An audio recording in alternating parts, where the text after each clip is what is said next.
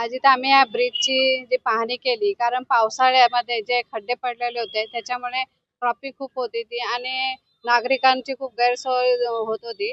तर आता हा जो आपल्याला 4 तारखेला खुला होणार होता, तर आज संध्याकाळी हा आपल्याला मोकळा 4च्या नंतर हा ब्रिज चालू होतोय आणि जे आपले नागरिकांची जी काही गैरसोय होत होती ती यांची सुटणार आहे आणि हा ब्रिज खुला केला जाईल.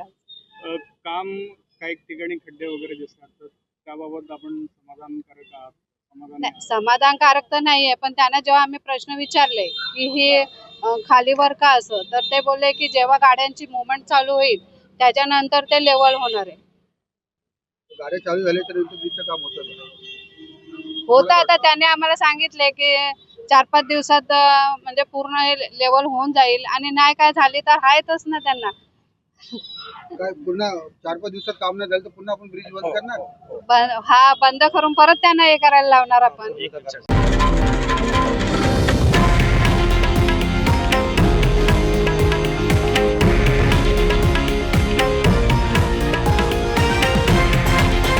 हे आहे देशातील नंबर 1 न्यूज नेटवर्क आणि आपण पाहत आहात TV9 मराठी, एकमेव.